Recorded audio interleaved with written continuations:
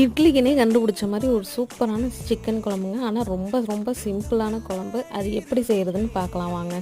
Masala paste செய்கிறதுக்காக ஒரு பேனில் கொஞ்சமாக எண்ணெய், சீரகம், மிளகு, பாதி சின்ன வெங்காயம், பாதி பெரிய வெங்காயம், கொஞ்சமாக பூண்டு, கருவேப்பிலை மட்டும் போட்டு நல்லா வணக்கிக்கலாங்க.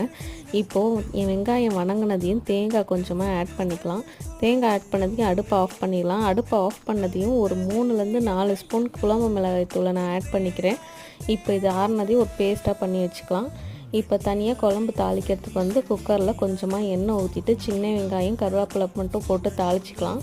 இப்போ தாளிச்சதையும் நல்லா வாஷ் பண்ணி வச்சுருந்த சிக்கனையும் அதிலே ஆட் பண்ணிவிட்டு உப்பு, மஞ்சத்தூள், அரைச்சி வச்சுருந்த அந்த பேஸ்ட்டையும் ஆட் பண்ணிவிட்டு கொஞ்சமாக தண்ணி ஆட் பண்ணிவிட்டு இப்போது குக்கரை மூடி வச்சுட்டு ஒரு 3 விசில் வந்துச்சுன்னா இந்த சூப்பரான சிம்பிளான ஒரு சிக்கன் குழம்பு ரெடிங்க. நீங்கள் கண்டிப்பாக ட்ரை பண்ணி பார்த்துட்டு எப்படி வந்ததுன்னு மறக்காமல் கமெண்ட் பாக்ஸில் சொல்லுங்கள். நம்ம சேனல்